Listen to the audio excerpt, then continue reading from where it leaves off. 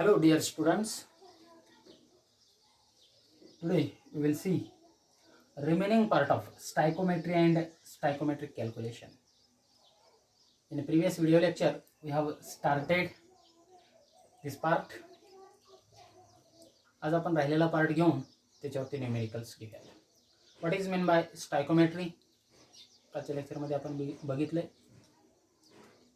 The calculation based on the balanced chemical equation is called as stoichiometry and stoichiometric calculation.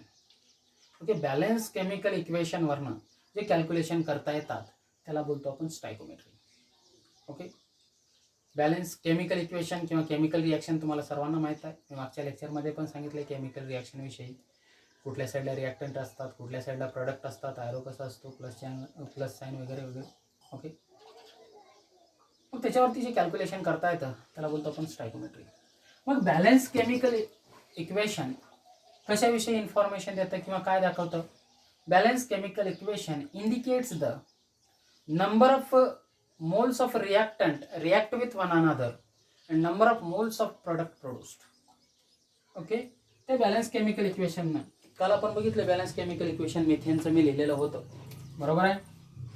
CH4 methane gases reacts with oxygen or burns in presence of oxygen gives काय होतं CO2 and H2O 2H2O.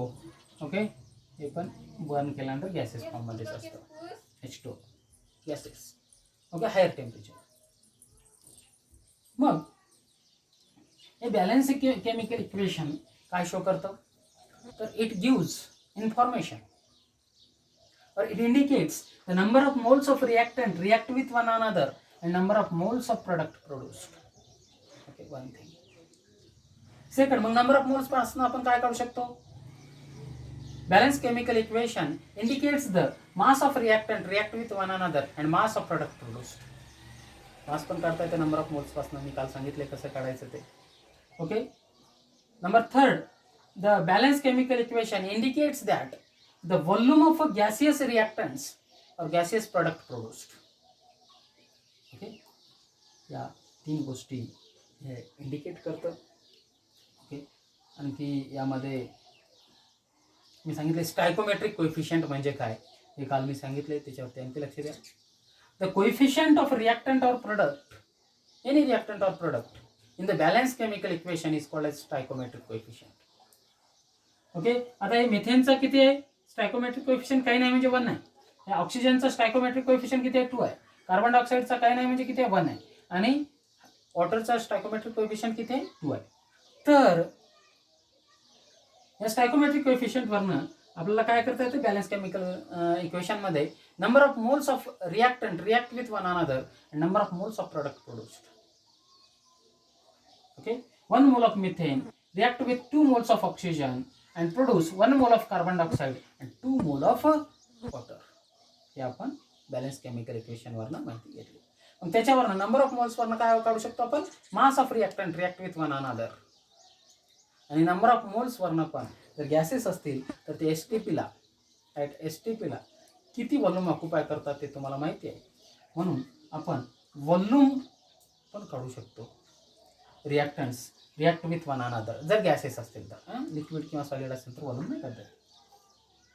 Okay, the balance chemical equation indicates the volume of the gaseous reactant react with one another and volume of the gaseous product produced. Okay, इतकी information याच्यापासून भेटते. आणि काल मी सांगितलंय की याच्यावरनं कसं हे करायचं त्यावेळेनं तुम्ही करू शकता. आता याच्यावरती न्यूमेरिकल्स आहेत ते आपण पाहूयात.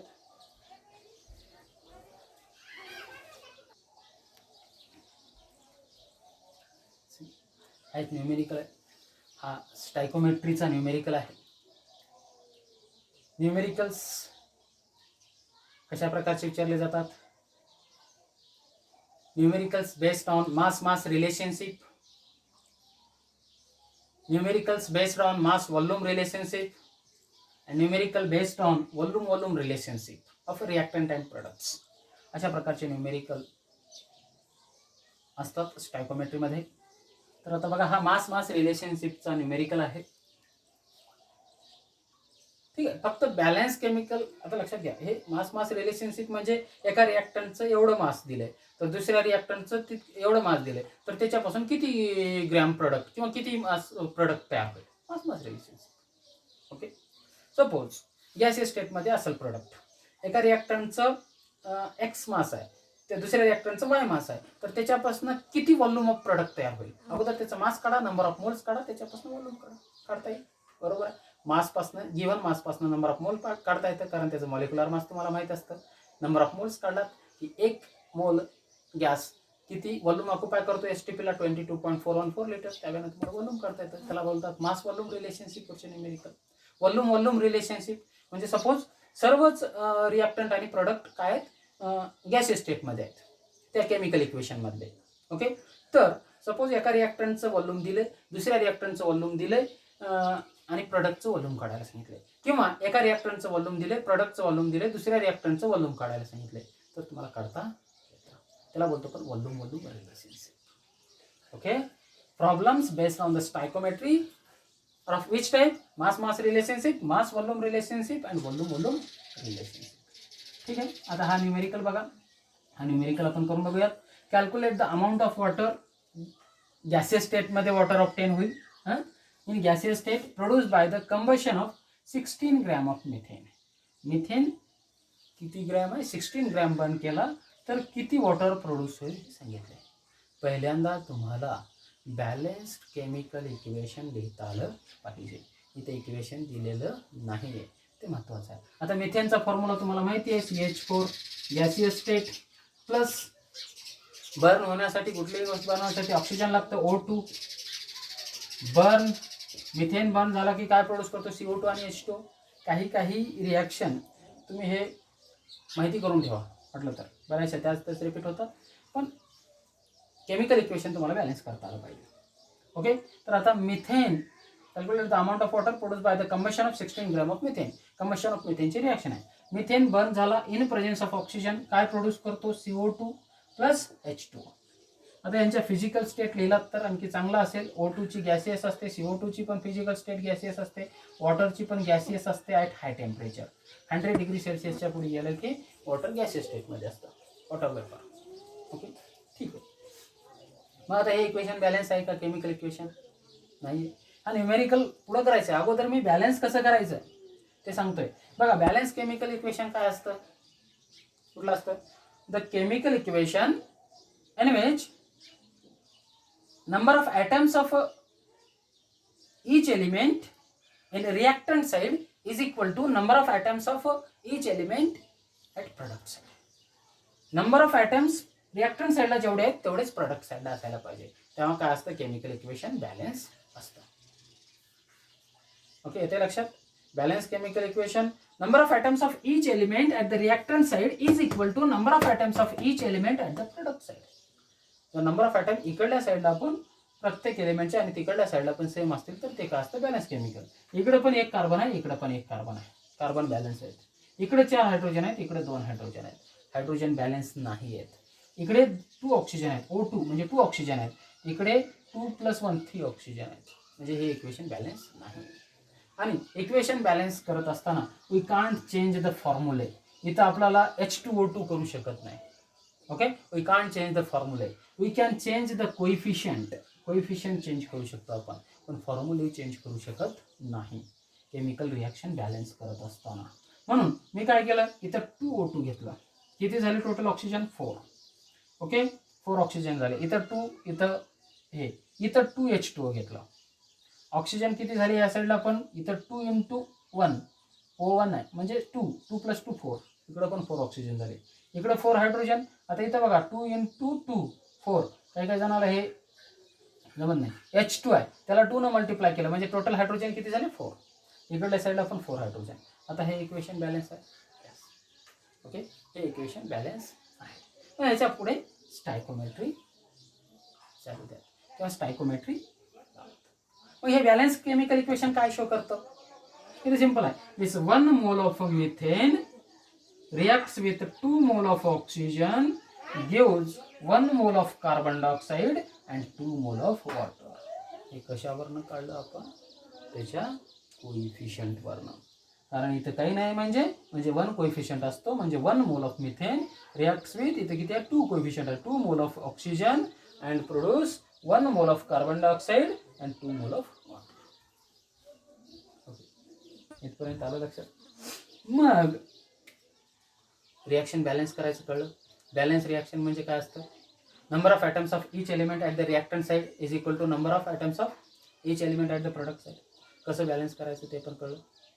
ओके, मग आता त्याचे स्टायकोमेट्री आपण हे केलं. आता त्याच्यामध्ये लक्ष द्या, 1 मोल मिथेन म्हणजे किती ग्रॅम, मास काढा त्याचं, म्हणजे त्याच्या मॉलिक्युलर मास इतकं असतं. मिथेनचं मॉलिक्युलर मास किती आहे, CH4, कार्बनचं 12, एका हायड्रोजनचं 1, 4 हायड्रोजन असल्यामुळे 4, 12 + 4 16 ग्रॅम मिथेन. ऑक्सिजन, एका ऑक्सिजनचा अटॉमिक मास असतं 16, 2 ऑक्सिजनचा आहे 32, 1 मोल ऑक्सिजन म्हणजे 32 ग्रॅम, 2 मोल असल्यामुळे 64 gram. Okay, CO2, carbon 12, oxygen 16, 2 oxygen असल्यामुळे 32, 32 + 12 44 ग्रॅम. H2, एक H2 म्हणजे 18, 1 मोल H2 म्हणजे वॉटर म्हणजे 18, 2 मोल वॉटर म्हणजे 36 ग्रॅम. आता याचा मिनिंग काय होतो, when 16 gram methane burns in the presence of 64 gram of oxygen. 16 gram methane burn करायचं असेल तर 64 ग्रॅम ऑक्सिजन लागेल and produce 44 gram carbon dioxide and 36 gram water. आता क्वेश्चन मध्ये काय, calculate the amount of water produce by the combustion of 16 gram methane. इथे डायरेक्टच आले, त्यामुळे जर डायरेक्ट नसेल, इथं जर समजा 32 ग्रॅम मिथेन बर्न झाला तर किती वॉटर प्रोड्यूस असेल, तर इथं 16 ला 36, तर 32 ग्रॅमला किती, क्रॉस मल्टिप्लिकेशन करून काढता आलं असतं. पण तुम्हाला न्यूमेरिकल मधलं डायरेक्ट आहे, त्यामुळं when 16 gram of methane Burns it produce 36 gram water in gaseous state. Okay, झालं ना, आणि न्यूमेरिकल इथंच आलेलं आहे. ओके, तर हे थोडं डिटेल झालं. बॅलन्सिंग ऑफ इक्वेशन तुम्हाला जमतं, 8, 9, 10 ला होतं. ओके, बॅलन्सिंगचं काय प्रश्न आहे, आणि बॅलन्सिंग आलं की स्टायकोमेट्री येते आपोआप. ओके, नंबर ऑफ मोल्स वगैरे व्यवस्थित करा.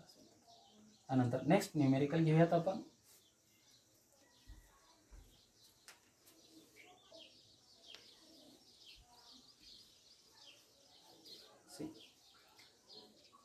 पहा, हा न्यूमेरिकल आहे. How much calcium oxide will be produced by decomposition of 5 gram of calcium carbonate. Okay, आता इथं कॅल्शियम कार्बोनेट डिकम्पोज होतं आणि कॅल्शियम ऑक्साईड आणि CO2 प्रोड्यूस होतो. त्याची केमिकल रिॲक्शन तुम्हाला लिहिता आली पाहिजे आणि त्याच्यावरनं स्टायकोमेट्रिक कॅल्क्युलेशन करता आलं पाहिजे. आता calcium carbonate formula CaCO3, when heated it gives calcium oxide plus CO2. Calcium carbonate कसं असतं, सॉलिड, कॅल्शियम ऑक्साईड पण सॉलिड असतं, CO2 कसं असतं, gaseous state. This is your balance chemical equation. Balance आहे, या साईडला पण एक कॅल्शियम, या साईडला पण एक कॅल्शियम, या साईडला एक कार्बन, या साईडला एक कार्बन, या साईडला 3 ऑक्सिजन, इथे 1 आणि इथे 2, या साईडला पण 3 oxygen. Okay, balance chemical equation आहे. ओके, हे रिॲक्शन आहेच. कॅल्शियम कार्बोनेटचं डिकम्पोजिशन झाल्यानंतर कॅल्शियम ऑक्साईड आणि कार्बन डायऑक्साईड प्रोड्यूस करतो. काय विचारलं, how much calcium oxide will be produced by decomposition of 5 gram of calcium carbonate. ठीक आहे, आता ह्याच्यावरनं स्टायकोमेट्री काय करतं तुम्हाला, इथं याचा कोइफिशियंट काही नाही आहे, म्हणजे 1 आहे. 1 mole of calcium carbonate undergoes decomposition, produce 1 mole of calcium oxide and 1 mole of carbon dioxide. 1 मोल कॅल्शियम कार्बोनेट डिकम्पोज झाला की किती प्रोड्यूस करतो, 1 मोल कॅल्शियम ऑक्साईड प्रोड्यूस करतो आणि 1 मोल CO2 प्रोड्यूस करतो. बरोबर, एवढं लक्षात आलं. मग आता 1 मोल कॅल्शियम कार्बोनेट म्हणजे किती ग्रॅम, कारण ते मास दिले. ओके, कॅल्शियम कार्बोनेटचं 1 मोल कॅल्शियम कार्बोनेट म्हणजे किती ग्रॅम, तर त्याच्या मॉलिक्युलर मास इतकं ग्रॅम. 1 मोल कुठलाही कंपाऊंड म्हणजे काय असतं, it is equal to its gram molecular mass. कशा इतकं असतं, it is equal to gram molecular mass. Molecular mass काढायचं, त्यालाच ग्रॅम मध्ये बोललं म्हणजे काय होतं, ग्रॅम मॉलिक्युलर मास, आणि तेवढं ग्रॅम म्हणजे 1 मोल असतं. आता कॅल्शियम कार्बोनेटचं मॉलिक्युलर मास किती आहे, कॅल्शियमचं अटॉमिक मास 40 आहे, कार्बनचा आहे 12, एका ऑक्सिजनचं असतं 16, 3 ऑक्सिजन असल्यामुळे 48, 48 + 12 किती होतं 60, 60 + 40 100. 1 मोल कॅल्शियम कार्बोनेट म्हणजे किती ग्रॅम होतं? 100 ग्रॅम. कॅल्शियम ऑक्साईड म्हणजे किती ग्रॅम होईल? कॅल्शियमचं 40, ऑक्सिजनचं 16, 56 ग्रॅम. कार्बन डायऑक्साईडचं आत्ताच आपण काढून बघितलंय, 1 मोल कार्बन डायऑक्साईड म्हणजे किती? 44 ग्रॅम. आलं लक्षात? म्हणजे याचा मिनिंग काय होतं? When 100 gram calcium carbonate decomposes, it produce 56 gram calcium oxide and 44 gram carbon dioxide. Okay, पण तुम्हाला विचारलंय काय? 5 ग्रॅम कॅल्शियम कार्बोनेट डिकम्पोज झाल्यानंतर कॅल्शियम ऑक्साईड किती प्रोड्यूस होईल? क्रॉस मल्टिप्लिकेशन तुम्हाला करता येतं. ओके, तर इथं कसं करणार मग? When 100 gram calcium carbonate decomposes, it produce 56 gram calcium oxide.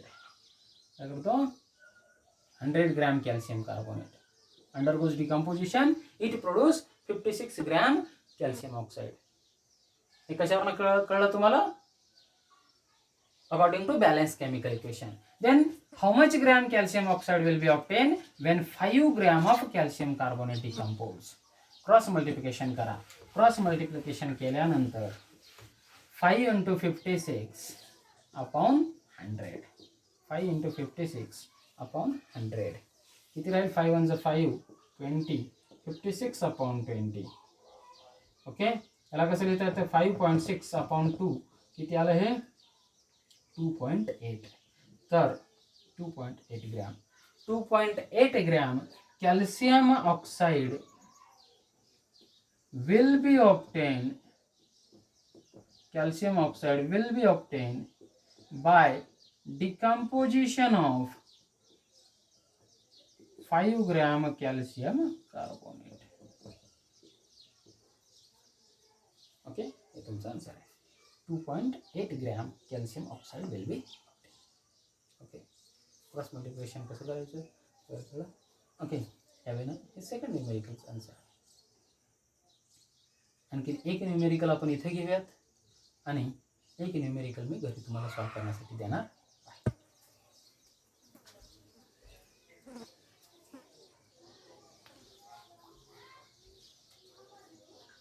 बघा, हा न्यूमेरिकल आहे. काय? Determine the volume of ammonia obtain at STP. Volume काढायला सांगितलंय. व्हॉल्यूम ऑफ अमोनिया काय काढायला सांगितलंय? Volume of ammonia. अमोनिया काय? इथं प्रोडक्ट आहे. Obtain at STP when 28 gram of nitrogen. Nitrogen किती दिलं? N2 28 gram. Reacts with 6 gram of hydrogen. H2 किती दिलंय? 6 ग्रॅम. ओके, पहिल्यांदा काय लिहायचंय? बॅलन्स केमिकल इक्वेशन लिहा. First write the balance chemical equation. लिहिलेलं असल्यामुळे मी होतोय.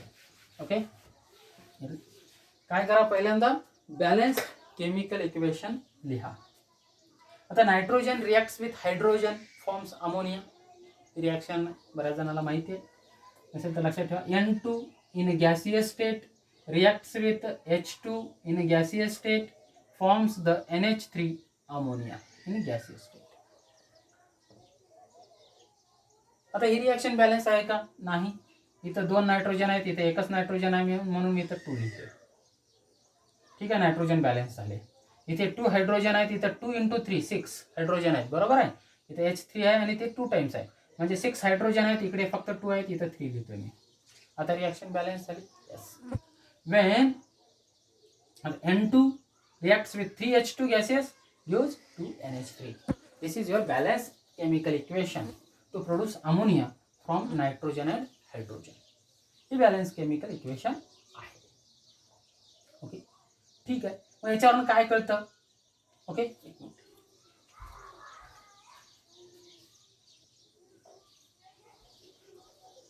बघा, हे balance chemical equation. This balanced chemical equation indicates that when 1 mole of nitrogen, 1 mole का? कारण नायट्रोजनचा स्टॉइकोमेट्रिक कोएफिशिएंट काही नाही, म्हणजे 1 आहे. 1 mole of nitrogen reacts with 3 mole of hydrogen gives 2 mole of ammonia. Gives 2 mole of ammonia. आता त्यांनी काय सांगितलं न्यूमेरिकल मध्ये की 28 ग्रॅम नायट्रोजन रिॲक्ट झालाय 6 ग्रॅम हायड्रोजन सोबत. तेव्हा अमोनिया किती प्रोड्यूस होईल ते काढा. त्याच्यापासून number of moles of ammonia काढा. नंबर ऑफ मोल्स काढल्यानंतर व्हॉल्यूम ऑब्टेन तुम्हाला काढता येईल. आता बघा 1 मोल नायट्रोजन म्हणजे किती होतं? 1 मोल नायट्रोजन म्हटल्यानंतर एका नायट्रोजनचा अटॉमिक मास असतं 14, 2 नायट्रोजन असल्यामुळे 28. नायट्रोजन किती? 28 ग्रॅम नायट्रोजन. ओके. 1 मोल हायड्रोजन म्हणजे किती होतं? एका हायड्रोजनचं अटॉमिक मास असतं 1, 2 हायड्रोजन असल्यामुळे 2. ओके. 1 मोल हायड्रोजन म्हणजे 2 ग्रॅम हायड्रोजन. 3 मोल्स असल्यामुळे इथे किती होतील? 6 ग्रॅम. इथं पण तेच व्हॅल्यू दिले. when 28 gram nitrogen reacts with 6 gram hydrogen means 1 mole of nitrogen reacts with 3 mole of hydrogen, it produce 2 moles of ammonia. Okay, 2 moles of ammonia. तर आता अमोनिया किती? अमोनियाचं 1 मोल म्हणजे NH3. नायट्रोजनचा अटॉमिक मास असतं 14, हायड्रोजन 3 असल्यामुळे 3. 1 mole of ammonia म्हणजे 17 gram. 2 मोल ammonia म्हणजे किती? 34 ग्रॅम. ओके. तर आता या केमिकल इक्वेशन वरनं तुम्हाला काय कळतं? when 28 gram nitrogen reacts with 6 gram hydrogen it produce 34 gram of ammonia. 34 gram ammonia म्हणजे किती मोल अमोनिया? 2 मोल अमोनिया. बरोबर आहे. आता मास्तर आले 2 मोल, त्याच्यापासून किती मोल अमोनिया प्रोड्यूस होतो? 2 मोल. पण मोल मध्ये आपल्याला पाहिजे का? नाही पाहिजे. मग 1 मोल ammonia occupies 22.414 litre volume at STP. आपल्याला व्हॉल्यूम काढायला सांगितलंय. म्हणजे मग आता 1 मोल अमोनिया किती व्हॉल्यूम ऑक्युपाय करतो? 1 मोल अमोनिया किंवा एनी गॅस 1 मोल ammonia gas occupies 22.414 litre volume at STP. तर 2 मोल किती ऑक्युपाय करेल? 2 मोल अमोनिया किती ऑक्युपाय करेल? क्रॉस मल्टिप्लिकेशन करा. किती होईल ते? 8, 2, 8, 4, 4. एवढं लिटर व्हॉल्यूम ऑक्युपाय करेल कोणतं? अमोनिया. 44.8 चार्टमध्ये लिहिलं तर 44.8 to 8 litre volume of ammonia will be obtained when 28 gram nitrogen reacts with 6 gram hydrogen. Okay, याचा आन्सर आलेलं आहे. यावेळेला कुठलेही न्यूमेरिकल तुम्हाला स्टायकोमेट्रीचे करता येईल. फक्त बॅलन्स केमिकल इक्वेशन लिहिता आलं पाहिजे. त्याच्यावरनं बॅलन्स केमिकल इक्वेशनवरनं पहिल्यांदा नंबर ऑफ मोल्स आयडेंटिफाय करा. नंबर ऑफ मोल्स आयडेंटिफाय केला की त्याच्यावरनं मास काढता येईल. मास आले की तुम्हाला व्हॉल्यूम काढता येतं. ओके, कुठलीही करता येतं त्यावेळेला. एक मी तुम्हाला घरी देणार आहे, तो न्यूमेरिकल सॉल्व करून मला त्या न्यूमेरिकलचा आन्सर शेअर करायचा आहे म्हणजे करायचं आहे. त्याशिवाय मला समजणार नाही तुम्हाला तो न्यूमेरिकल आलाय किंवा नाही, किंवा तुम्हाला तो पार्ट समजलाय किंवा. ओके, तर एक न्यूमेरिकल मी घरी देतो.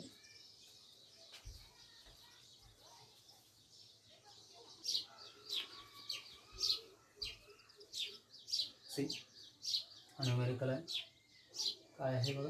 How many moles of methane are required to produce 22 gram of CO2 after combustion. काय विचारले? किती मोल्स मिथेन लागेल 22 ग्रॅम ऑफ CO2 प्रोड्यूस करण्यासाठी आफ्टर कंबशन. ओके, किती ग्रॅम मिथेन विचारला नाही, number of mole of methane विचारले. पहिल्यांदा काय करा, कंबशन ऑफ मिथेनची बॅलन्स केमिकल रिॲक्शन लिहा. तुम्हाला लिहिता येतं कारण आपण एका न्यूमेरिकलमध्ये 1-2 न्यूमेरिकलमध्ये ते लिहिलेलं आहे. Balance chemical reaction of the combustion of methane लिहिलात. त्यावरनं तुम्हाला स्टायकोमेट्री भेटेल. त्यावरनं 22 ग्रॅम कार्बन डायऑक्साईड प्रोड्यूस करण्यासाठी किती ग्रॅम मिथेन लागेल हे अगोदर काढा, आणि तेवढं ग्रॅम मिथेन म्हणजे किती मोल मिथेन असतं ते काढा. तुम्हाला आन्सर समजेल. ओके, यावेळेला आज इतकंच पुरेसं आहे. नेक्स्ट लेक्चरमध्ये आपण लिमिटिंग रिएजंट घेऊया. ओके.